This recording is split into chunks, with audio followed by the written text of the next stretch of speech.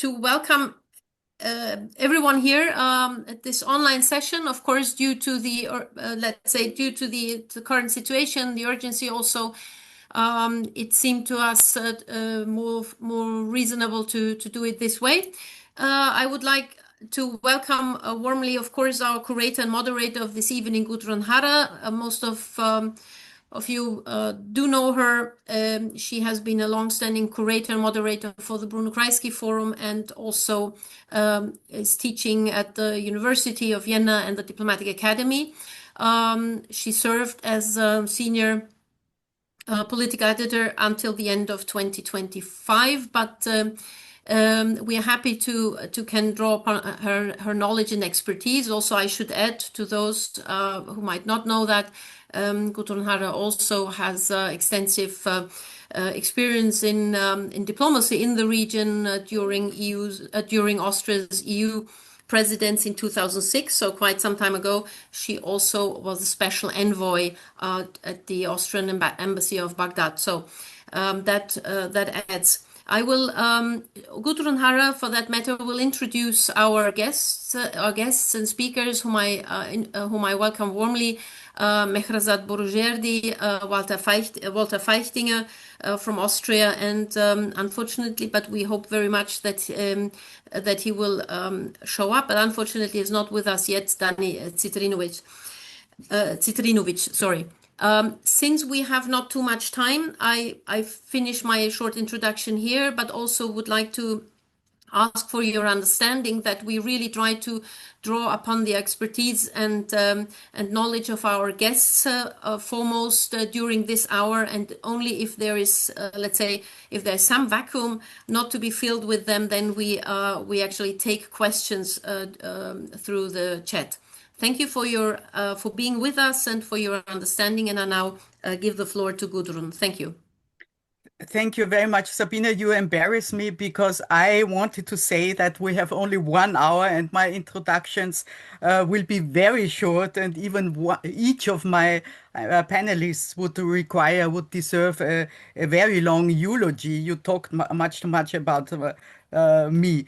So I welcome very much my guests, and thank you for joining us despite your commitments. And we hope that Dani still will be joining us.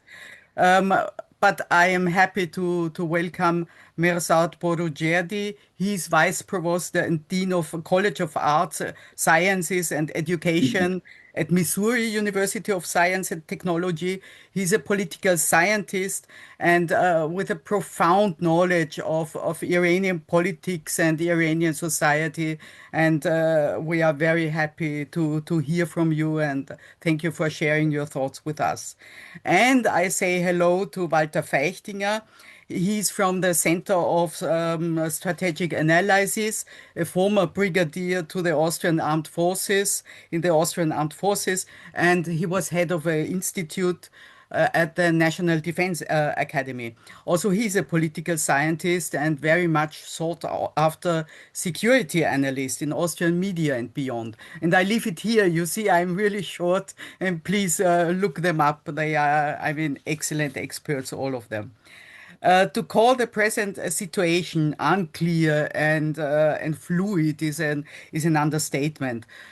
We can start with an assessment now at 7 o'clock and end in a totally different reality at 8 o'clock. I mean, yesterday morning, as you know, there was Donald Trump's deadline to the Iranian regime with threats and Iranian counter threats. And in the evening, the deadline was gone or extended. We don't know, and we will talk about that, of course. I mean, the war goes on today, we see. And I will really go into medias res, and I ask our guests to keep the statements reasonably short so we can have more than one round. So, Professor Mehrzad, among all the suffering of people in the region, out of respect to the Iranians who are really punished twice, I mean, by a terrible war and by a terrible regime, I want to start with you and the question about Iran. It's really striking. The dominating topic in media now is energy crisis and energy prices and global economic fears. And it's like there was never any discussion about liberating the Iranians or about the collapse of the regime of the Islamic Republic.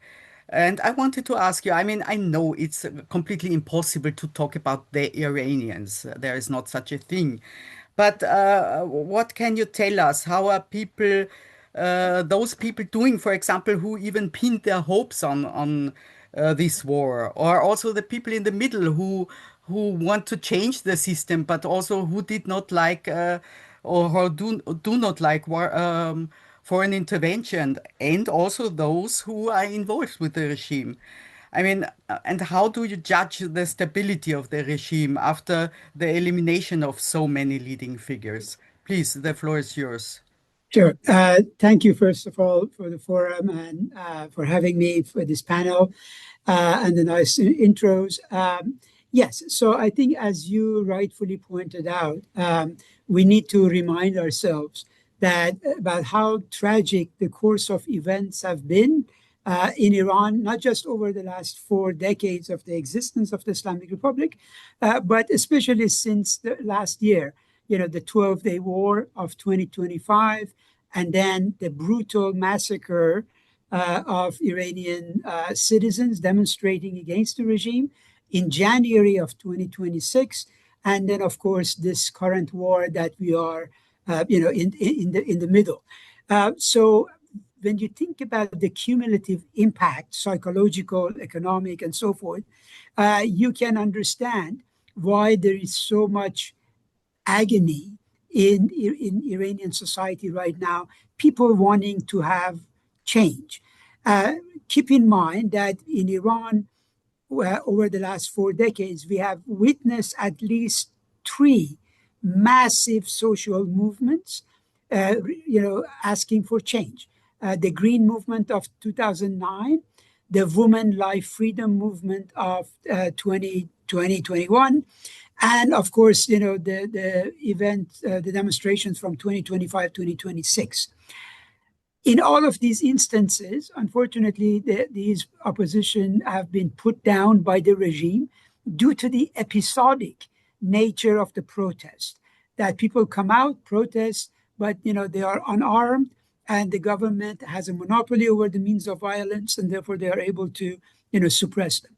So naturally, when this war happened, both last year and then again this year, a lot of Iranians put their hopes that, okay, if we are incapable of bringing down this regime, maybe foreign forces can do that for us.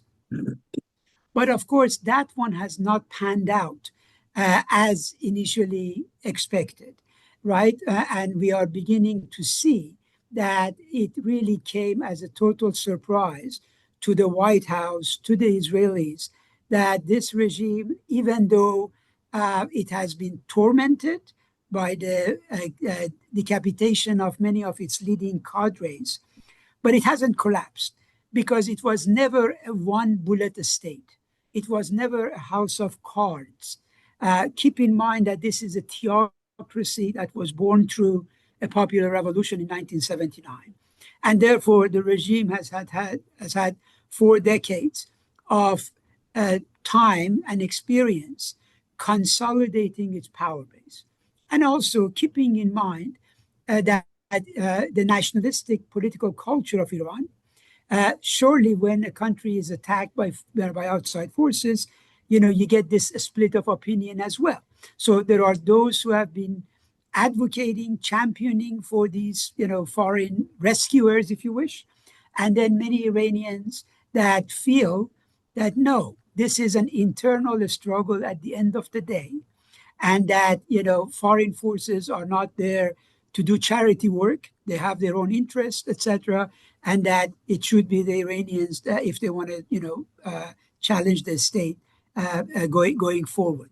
And I think that's the predicament we are in right now.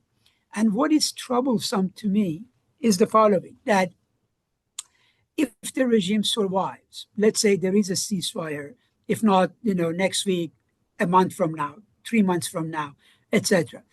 We are going to end up with a wounded regime that feels like it needs to settle a score, right? A regime that has an existential angst and feels that it is under pressure both domestically and from foreign forces. Therefore, I expect we will move toward a more securitized, militarized version of the Islamic Republic. And the early indications are not any encouraging. Just today, the gentleman who was appointed as the National Security Council, director for Iran, the man has a outsized reputation as being a hardliner. The gentleman who became the head of the Revolutionary Guards was also another hardliner, right? So the Iranians are trying to signal to the Israelis and the Americans that no, you do not get rid of the first cadres, and we, replace them with softies, if you wish, that are willing to give you a concession.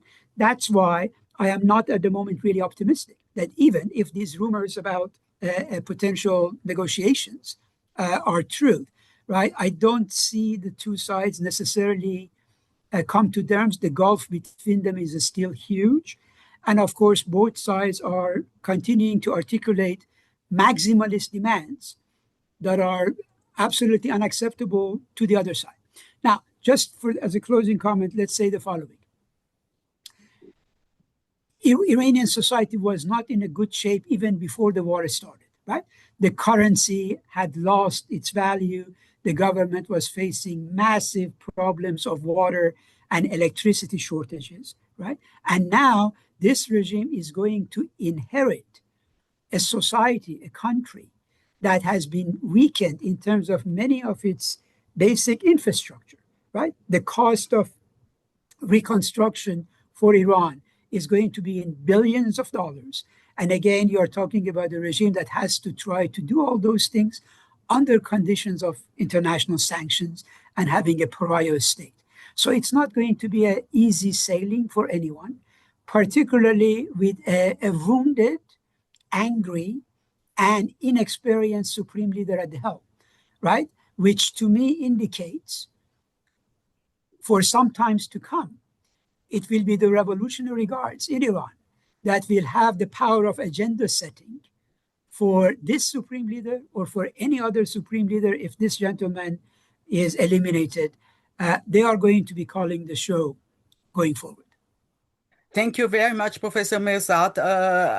I hope very much that we talk more in the second round. I mean, Tehran wins by not losing, but what does it mean? I mean, what can they offer to their population? But now I have to welcome Dani Citrinowicz. We are extremely glad that you could join us. I mean, we know all of you have so many commitments, and I'm extremely honored that you all are here. Dani Citrinowicz is senior researcher in the Iran and Shiite Axis program at the Israeli Institute of National Security Studies, where he's also now, as you can see. He's also a non-resident fellow with the Atlantic Council's Middle East program. And some of us, I mean, I included, we follow his very sober analysis on this one on a daily basis. So, Dani, I come immediately to you. I mean, you have the impossible question. I mentioned before you joined, of course, the situation of the deadline and then not deadline extension or whatever. So the number one question is this war presently going to be over soon? I mean, does President Trump look for a way out, or could it, once again, we have to say, a diversionary maneuver also? I mean, will there be perhaps even surprise military action? So please, I give the floor to you. So we welcome you all. No, again, thank you very much. I'm sorry for the delay. You know, still things in Israel are very hectic in the morning, in the moment, from missile launches to everything is happening in terms of the trying to understand where we are going. So to continue your important question, I always say that it's easier to analyze the Iranians than President Trump.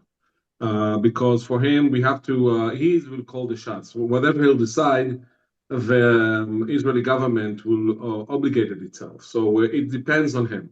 I think that he is coming now that we all know that this regime is not going to be toppled anytime soon, despite all of the expectation that Netanyahu and Trump had. I think he's coming for a strategic junction that they have to decide. One side is actually not expanding the war and trying or to reach an agreement with the Iranians or just leaving the situation as is, saying we couldn't care less about the oil from the Hormuz Strait and just stop the war and return it back to Washington. The second option, as mentioned, the negotiation. It will be very hard to reach an agreement with this regime. Actually, what happened is this regime, as the previous speaker said, and I completely agree, this regime is becoming more to the extreme. We actually decapitated Ali Khamenei, but he wasn't a saint, but he was a balance of the system, and everything was organized when people came to him to get his instructions. So we don't have Khamenei, and actually we killed Ali Larijani, that again, another man that is not a saint, wasn't a saint, but he has the possibility to negotiate with the US side like he tried to do before the war itself. So what we left right now is a very extreme regime, but even worse than that, not organized regime. So yes, the RGC calling the shots behind the scene. Nobody knows what's going on in Mujtaba. Probably is alive, but he cannot meet people because of the security situation. And you have, again, the appointment today of the new secretary of the SCNS that actually highlight the fact that it's another level, Mohammed Bakr Zul Radar, that actually at the end of the day, the RGC taking over all decision-making places in Iran. So the problem is that we have that Trump really thinks that now it's the time to use Mohammed Bakr Ghalibaf, the Speaker of Majlis, as a Delcy Rodriguez of Iran, and thinking that he can change everything and he can agree to dismantling the missiles and dismantling the nuclear program and things like that. He doesn't understand Iran, not even now. This regime will focus on three main demands.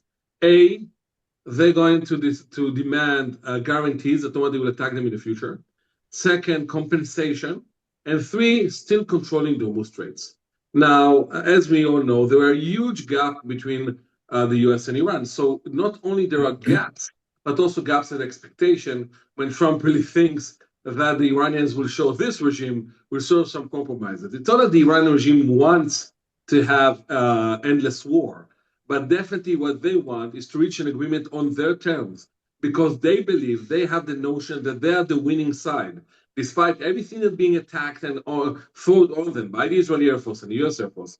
For now, they are utilizing the asymmetric capabilities, attacking Israel, attacking the Gulf states. They have control of the economical bottleneck of the world, the Hormuz Straits. So for them, they are not meaning to capitalize in a way that the US thinks. So Trump will decide to negotiate, but if the negotiation will succeed, it will be only by some sort of structural agreement that will be worth nothing, but will allow Trump to end this war. The other option, of course, is to expand. Two options here. One is hitting the infrastructure facilities, like Trump threatening his ultimatum.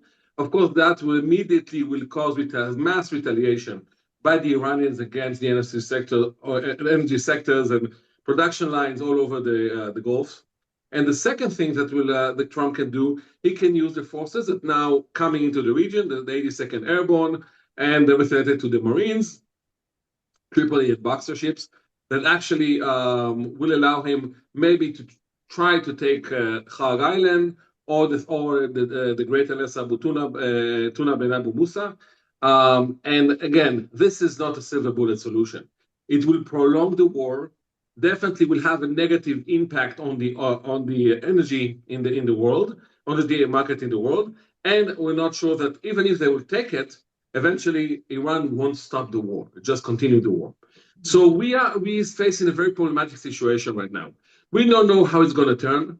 My sense that when Friday will come, it will probably postpone again the ultimatum, allowing the negotiation to start. But again, if agreement will occur, it will be agreement, I think, unfortunate for the Iranian terms and not for the American. Not that the Iranians not go to show some compromises, but it's the maximum that they're offering is not getting closer to the minimum of the U.S. Demands. So we are approaching the decision point. One thing about Israel, and I'll stop here.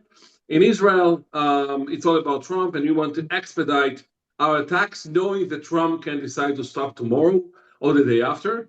Israel is not worried that Trump and Iran will reach a comprehensive agreement, but very worried from the possibility that Trump will build some sort of a Gaza example, meaning that you'll have some sort of an agreement with no content whatsoever, but will allow Trump to say, I won, the Iranian lost, and he can leave, actually without demanding Iranian anything. And you should remember one thing about Iran, that we still don't have solution for the 440 kilos or 60% that was in reach and actually are in Isfahan or Fudo, and at times we don't know where. And if the current leadership, that is probably way extreme than the previous one, will want to rush to a bomb, they will utilize that. So we will have another problem with that. And if the war will end today with no solution to that, we cannot call this war a win. So the bottom line of everything, that you're approaching a decision point.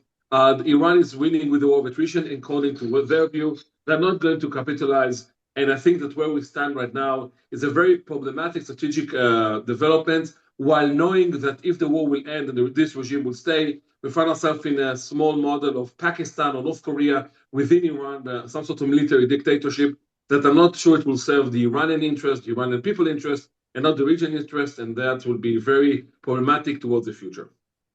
But if I understand you correctly, to follow up, I mean, you exclude more or less that Israel will continue the war alone, no? Israel won't continue the war alone, but we have to say something about that. There is a possibility that the Iranians will continue to launch missiles on Israel. We don't know how the agreement will be, but we have to remember one important thing. Israel is fighting two fronts, not one.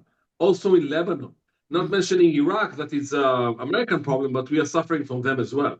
So the problem in Lebanon is the fact that the Iranians are saying that, like, they try to launch today a missile towards our forces in Lebanon, because they want to show the connection to the two fronts. So theoretically, maybe practically speaking, even if Trump and the Iranians will reach an agreement and Iran and Israel won't continue attacking Iran, because without the US help, it will be very problematic, then we might find ourselves continuing the war with Iran, because they will fight to pressure us to stop the war in Lebanon. So we're in a very complex situation. We started a war that we knew how we are starting it. I'm not sure that we knew how, actually, I'm quite sure that we didn't know how to end it. And this is the problem. We don't have an exit strategy. We don't have off-ramps. We're depending on Trump. And I'm not sure that in the end of the day, this war served the Israeli security interest. Mm.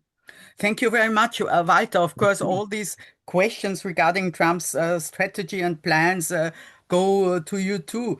But I mean,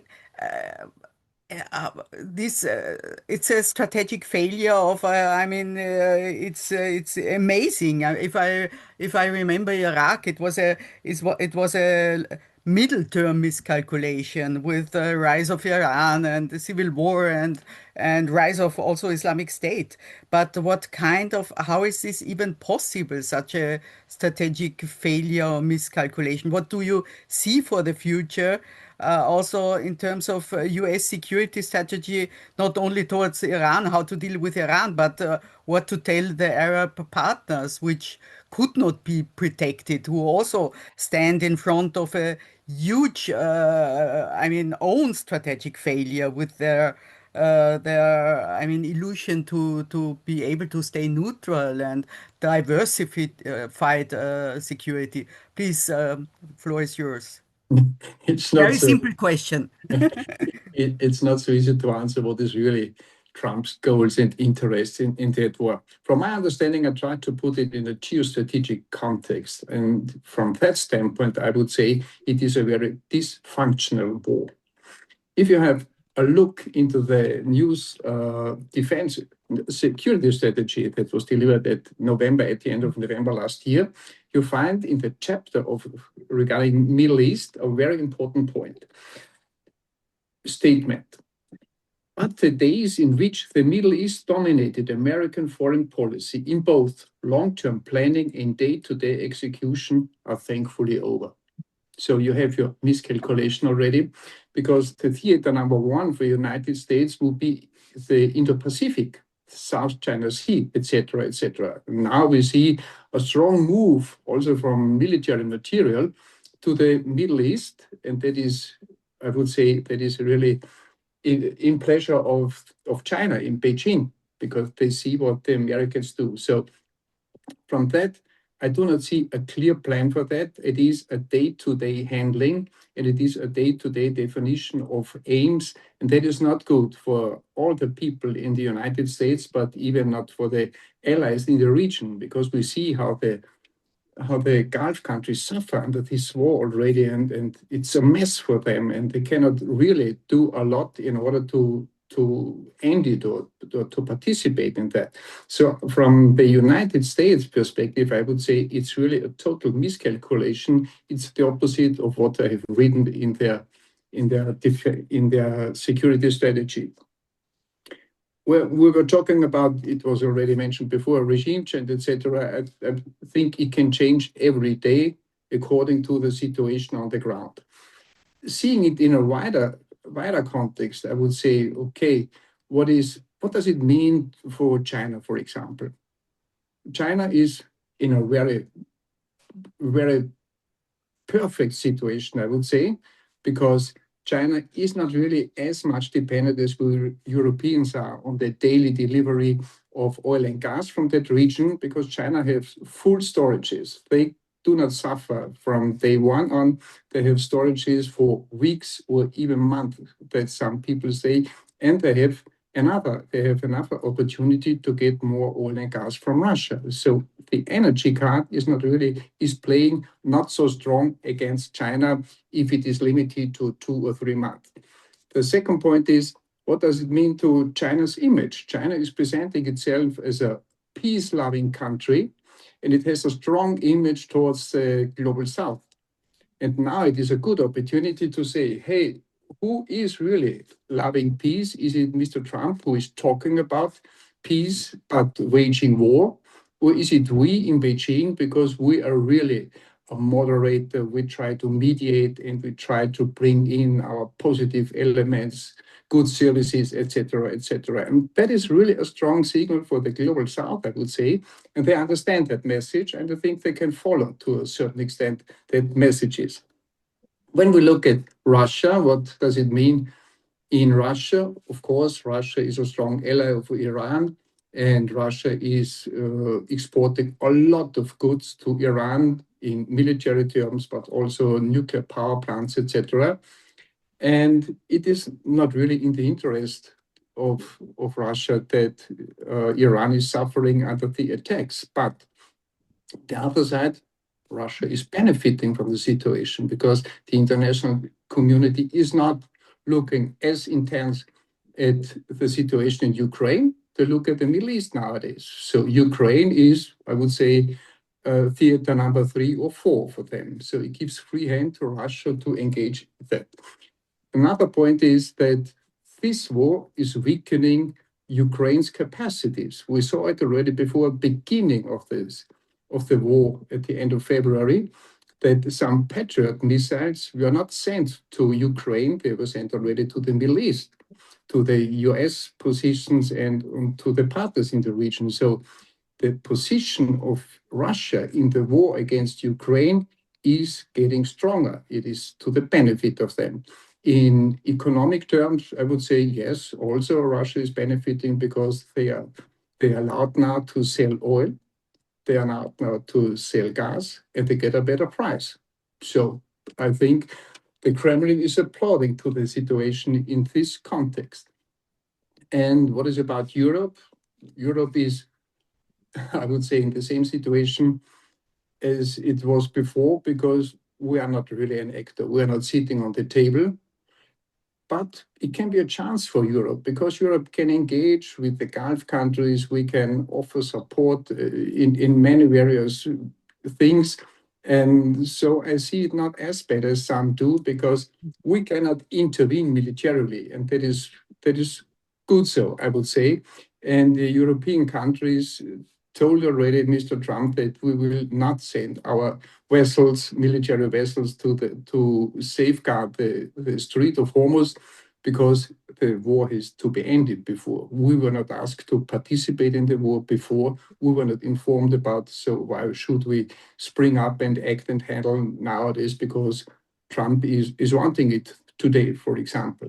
So Europe, I would say, the worst thing for us is the energy situation, the energy and the exploding prices, etc., and so forth. Last point, what does it mean to the global order and the global system and global security architecture? I would say it's the next step forward into a very bad situation, because it is not only Russia that is acting totally against international law, it is also United States that is acting against international law. And Putin is using it as an argument. Of course, it has to be differentiated between the situation, because the war against Ukraine was no argument to act in that. And the Israeli side and US said it is a preemptive or preemptive war in this regard. So it's up to some people to discuss that. But for Putin, it makes it easier to argue that we do the same what the United States are doing. So why are you blaming us? And why are you not as much blaming the United States? as a final statement, this war is really depending on how long it will last.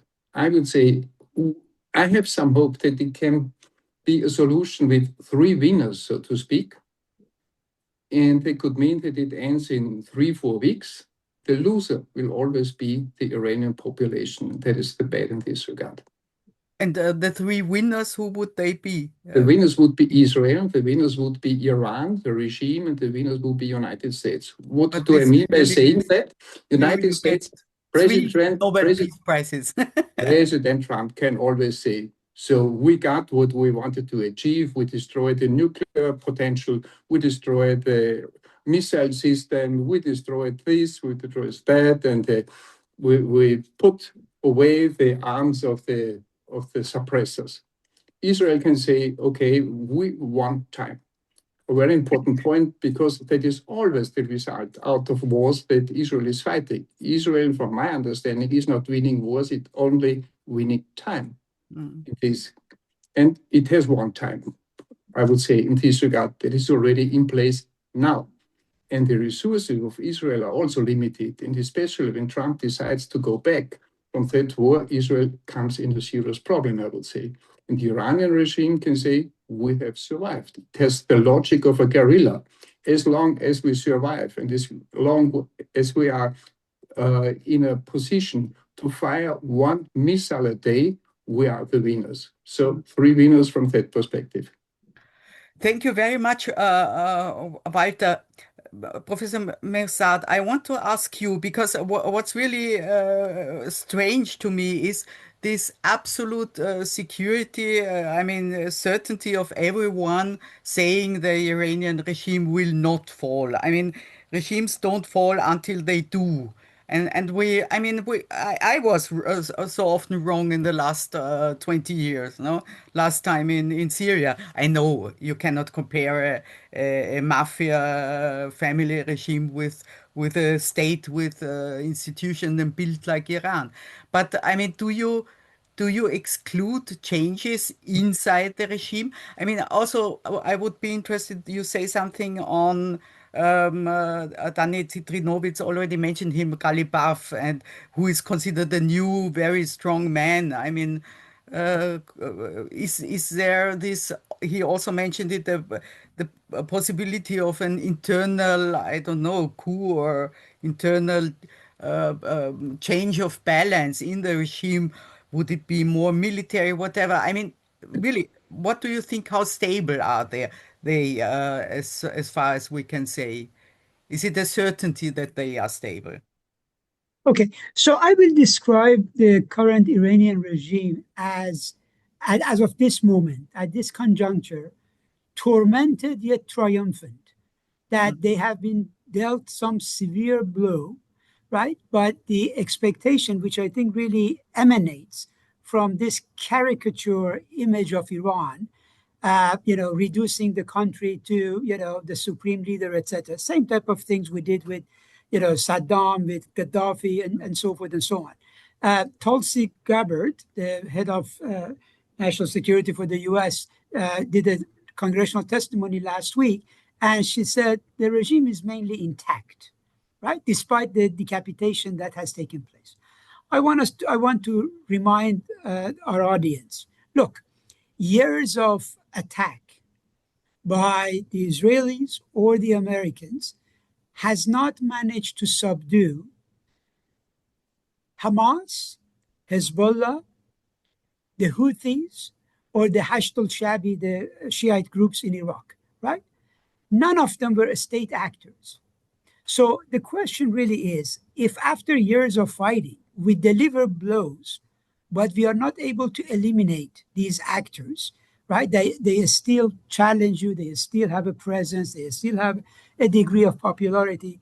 What gives us the arrogance to think that a state actor, no less, like Iran, will crumble like a house of cards, right? I think that has to do with what Danny was mentioning before about really not understanding the dynamics of the Iranian state.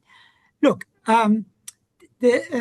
President Trump, no matter how he goes around and his yes men go around trying to articulate how Iran was an imminent threat, that argument to me doesn't carry any weight. Why?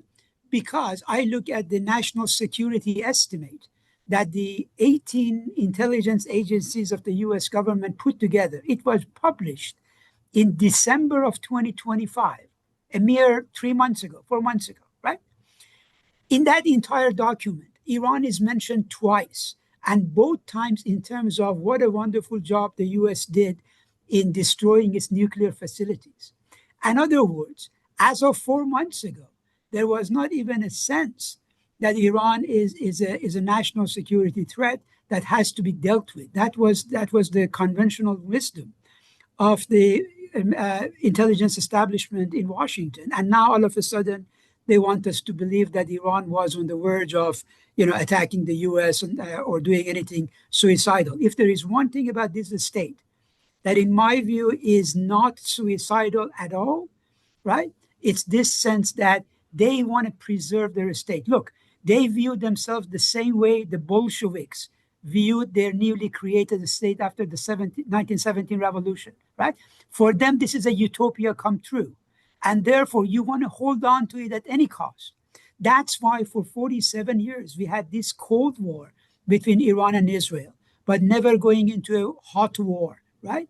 Because everybody understood what the threshold of pain was all about, right? Now we are in a different landscape. And again, if my sense is correct, yes, we are going to be dealing with an Iranian leadership that really has learned the hard way. They already did not trust the US. Now they have been burned twice on the negotiating table and then being attacked the next day, right? They are not going to be fools thinking that, oh yeah, we have stopped the war, there is a ceasefire, let's have a gentleman's agreement. The guns will continue firing until you have the ink dried on a contract, right? About ending the war. So I think we have to be clear about that type of issue. Secondly, I don't think the Iranians are going to take the Europeans seriously anymore, right? For them, the Europeans have become a non-actor, a second-rate, a third-rate player in international politics that cannot formulate an independent line of reasoning from Washington. Okay, sure, they understand the military dependency, but the fact that there is no, serious political counter discourse to that coming from Washington with the wild ideas that we have, seen articulated there, I think, for the Iranians is going to be different to absorb.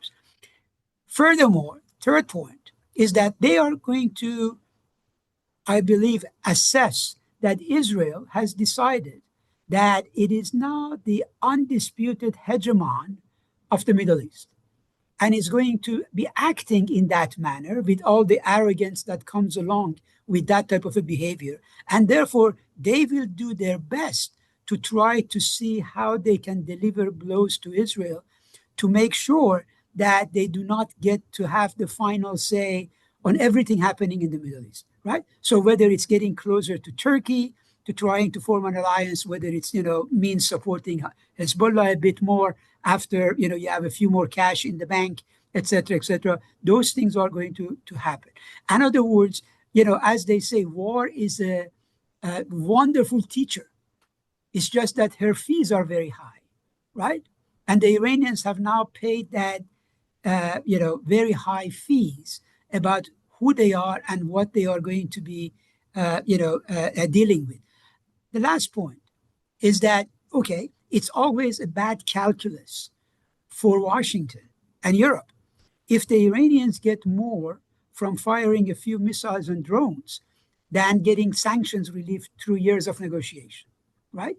So, you do the calculus and see, why should we continue try to be, begging the Europeans and the Americans for some sanctions relief when in a military confrontation like we have seen, even though, yes, our nose has been bloodied, we are also, exacting some pain on the other side, right? So I think these are going to be the new realities that we are going to wake up to after this round of fighting has concluded.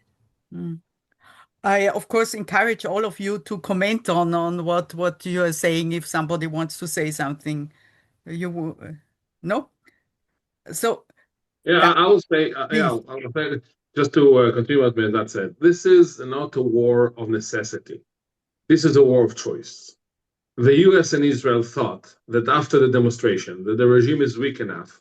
If they were able to decapitate Khamenei and the Sunni leadership, then the system will collapse into itself. This is actually where we're starting the war. When Netanyahu called Trump, told him Khamenei will be in his offices on Saturday, and they decided to kill him without really thinking about the implication. Really thought that, yes, I think almost everybody knew that the Iranians are going to close it, but they didn't even, they had underestimation about the Iran's ability to overcome the first wave of attacks. And once the first wave of attacks didn't collapse the regime, then they have a problem because no off-ramps, no strategic way out. And now you are thinking within the war of attrition what to do, knowing that this regime probably won't be toppled anytime soon. Now, the question regarding, we don't know what will happen when the war will stop. We can find ourselves in a revolution. We can find ourselves in a regime that's holding on after the Iranian-Iraqi war with all of the problems that he has and building on the fact that you were able to counter the US and Israel. But the thing is not about the regime change. It's about building a strategy, starting a war that you think you're actually able to achieve that during the war itself. This is a problem that we are facing. So if you tell me the war was for degrading their missile capacity, I would say, okay, I understand. Decapitating leadership, okay, I understand. But the war, the main target of the war, remember what Trump said to the Iranian public, take it, it's yours. At the end of the day, everything he's doing right now is counterproductive in terms of, or threatening the infrastructure in Iran. So definitely it's not going to help people to go out to the streets. And on the other side, he's now searching to reach an agreement with the Mujtaba. So the same regime that he said that he's going to change. So definitely the strategy is very, it's none. There's no strategy probably. And now they're trying to build what they can do. For Israel, we just need to continue as long as we can hit the infrastructure in Iran, the military for sure, civilian if Trump allows, because for Israel, the most important thing is that Iran won't be a threat to Israel anymore, and anytime soon in the foreseeable future, and we couldn't care less whether they're going to be a coup, the regime will stay, whatever, as long as they're not threatening Israel. So we want to continue as Trump allowing us. So in that regard, the operational side of the campaign was good. The Israeli charge went to Washington, head of the Intel Defense went to Washington. The cooperation was, in terms of operational side, it's almost flawless in terms of how we're seeing back and forth the Israelis and American flying, dividing the targets between themselves. So definitely operationally, it was good. On the strategic floor, there is nothing. And now we know we have to see what we can do. Of course, Trump is, I think, is interested in finding a solution, but he knows that he doesn't have some sort of a winning picture that he can show. Regardless what will happen, Trump will say he won. It goes without saying. And the other problem that we have, and again, I want to emphasize on that, is because it's extremely important that a war that meant to prevent Iran from acquiring a bomb, not that they were close to, actually will be the war that pushed them into a bomb. Because if we have Mujtaba, we have the RGC, we have the 60% 440 kilos, and the understanding for them that the only way that can deter Israel and the US in the future will be a bomb, they will rush to it. So we have another problem. We have a very extreme regime closely working with China and Russia. Go that saying, I totally agree. Couldn't care less about the Europeans whatsoever. And we'll try, at the end of the day, we'll build on those relations, especially with North Korea, and see how we can utilize that to its force buildup. But people are saying Israel, there is significant damage in their ability to build missiles. They're probably right. There is one, because the US and Israel work together. But we shouldn't underestimate the abilities to build that again. Because in Iran, the enrichment and the missiles, everything based on indigenous capabilities, meaning that the Iranians are able to build that in their own power. Yes, they need money, they need some minor help from China, but at the end of the day, they will build it. So you cannot mow the lawn every half a year. It's crazy. Every half a year to do that, the price will be higher and higher. And definitely now when the Iranians know they can use the Hormuz tool or the Hormuz card for the benefit. So the bottom line of that is we're in a very with a strategic complex situation where Trump will need to decide. And I think that as I mentioned, it's not a choice between good option and bad option. It's a choice between bad and worse. And you have to decide what would be bad and what will be worse. Because as things stay right now, there are serious questions about the preparation for the war itself. Again, not saying there were no achievements, definitely there were. Definitely on the force buildup and undermining the command and control of the Iranians. That goes without saying. But in the end of the day, look what we got. We got a militarist country in the model of Pakistan or North Korea with the ability to rush into a bomb if the 60% will stay. And definitely they will control the Hormuz Strait regardless of probably what we'll do. And this is the buildup of the war. And last thing I'll say about that, Trump actually puts the Hormuz Straits as maybe the top priority of the war. But the Hormuz Strait being closed, it's direct consequence of the war. Because when the war started, the Hormuz Straits were open. So actually we are fighting for something that actually it's a byproduct of the war itself. It wasn't before. So this is another problem, the misunderstanding. Now in Washington, there are many people that know Iran very well. I'm sure I'm working with them. They're amazing in knowing Iran. But I think in the administration, there is some sort of a bubble really thinking that they can utilize what happened in Venezuela to Iran. And this concept is actually preventing themselves to see the whole picture and actually building and adopting a strategy that actually it's counterproductive for the American and US US and Israel interests, and not necessarily a good thing for those interests, because of the fact that in the end of the day, we talked about the outcome that we have during the war. Now, again, the regime can collapse tomorrow. We don't know. But I think building a strategy on it and going to a war that you don't have exit ramps because you thought that regime will collapse, that creates a problem that, again, we are in a situation that we don't know how the war will end. That is a problem that we have. We are in a attrition war that served the Iranian interest because they believe they can absorb. It's a big country with history. They not talking about the Shia and the ability to absorb suffering. So in that regard, we're in a very problematic situation despite all of our achievements. And this is highlighting again and again the need to connect between strategy and operation. If you're building only an operation, even if you have superiority on the intel, on everything related to the air superiority that we have, it doesn't say we can change a regime. It doesn't say we can change the course of a country only because we have this kind of superiority. Walter, please. Danny, in this regard, may I raise a question? Because we are talking about resources, and resources are a limiting factor in a strategy. Can you imagine that it is coming to a situation where Iran is running out of military resources? So talking about drones and missiles in this regard, or a situation where the price is too high for the Iranian regime to continue fighting and to go, now we have to change to negotiation. Is it imaginable? So I'll mention to that. First, they're not going to capitalize, they're not going to change. For them, it's a fight for their life, for their survival. So in the end of the day, they're not going to change anything. They're not going to forgo missiles or nuclear only because they want to survive. As Khamenei said, you need to survive, but eventually you need to survive with the pillars of the regime itself. So I don't think it will happen. In order to reach that, you have to change the regime. So a first important question, I would say something like that. The Iranians, from the end of Rising Lion in June, prepared for this war in terms of building launchers, in terms of hiding launchers, hiding the missiles. And this is one aspect. And second thing, they don't need much. In order to make sure that Israel won't have the ability to have an ordinary life, you need only 10 missiles a day. Well, we're seeing that. They have split warheads, some yes, some no. Today was a very big warhead that hit Tel Aviv. And at the end of the day, they don't need much in order to disrupt our way of living. In terms of the Gulf states, it's even worse because for them, it's not the short-range missiles and the drones.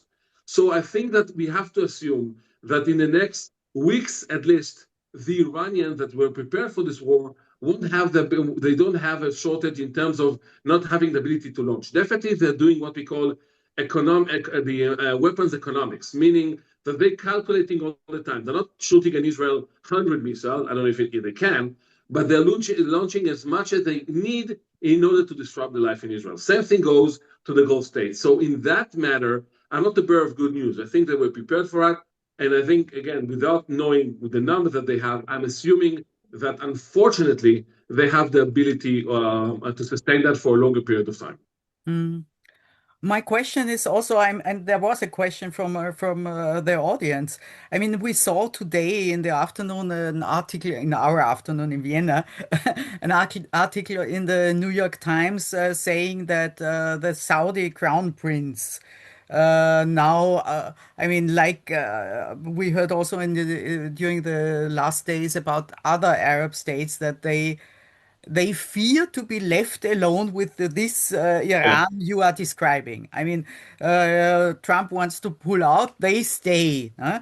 And I think it's true that they wanted to stay neutral and they wanted to stay out and they were against the war. But now that they are in and that they are threatened with an Iran which is more aggressive, more difficult, more everything, they want to go on, or they want the United States to go on with the war. Is this reasonable? I'll say what I think about I try to analyze the Gulf states, and I think that for them, nothing good waiting for them.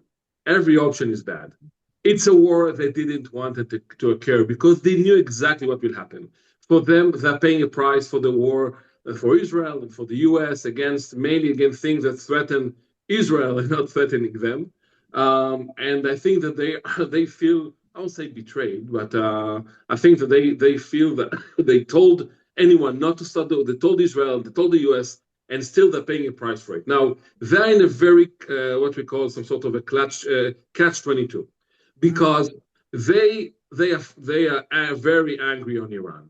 They know that they have to do something, but they're afraid that they will cross the red line. And why they're afraid of that? Because war can end tomorrow. Trump can leave the area, and they will have to interact with a regime that we said, a very extreme regime. So they know that it will be very hard to interact with if they will cross the red line and attack Iran. The other thing, of course, is the issue that Iran still have a leverage on the Gulf states. It can attack energy facilities on a wider range, and definitely can hit the civilization factories, and then there will be a big problem with drinking water in the Gulf. So they know that if they will attack, then Iranians can retaliate for that. And third, we have to remember that what they can do that the Israelis and the US are not doing. So in terms, they can do something symbolic. but they're not going to change the course of the war. So for them, I understand what they're trying to neutralize, because there are a lot of pros and cons in terms of whether to push themselves into a war that can end tomorrow, and then the Iranians can punish them. And at the end of the day, you cannot beat geography. The Iranians are not going anywhere, and they will still stay the neighbors of the Gulf states. And you just need to see what happened in Qatar. The one missile, 400 kilos, actually deprived Qatar for 17% of its capabilities to produce a liquid gas. One missile, one attack. And think what will happen if we have 100 missiles that the Iranians will launch. So I think that for them, they understand that the leverage that the Iranian has is still there. So maybe, I don't know, you have a lot of contradicting things coming regarding what MBS want to do. Some say he's not interested because they're afraid that the Houthis will enter. Others say he's interested. He told Trump finish the job. But what does mean finish the job? Do you really think that Trump can finish the job on top of this regime? The other element saying the UAE are very good friends and allies, strategic allies of Israel, saying we want to have a weak regime. Okay, you will have a weak regime regardless, but this regime will be weak, emboldened, and will rush to rebuild itself. It's not going to stop. The other one saying any agreement has to include the missiles. If you include the missiles, there won't go to be any agreement and war will continue. So I think that for them it's a problem. I think also you don't see unity within the GCC. You had the unity for 5 minutes more or less, and then almost every country at the time. You see the Omanis say one thing, the Qataris say one thing, the Kuwaitis other thing, and the UAE talking about Israel, and the Saudis are not mentioning Israel. All of that is also, I think, in the day after the war, they will have to think hard and clear what to do in terms of the strategy, whether to leave the US bases, how they're gonna eventually, everything related to the diversification of maybe China and Russia in terms of working with them as well.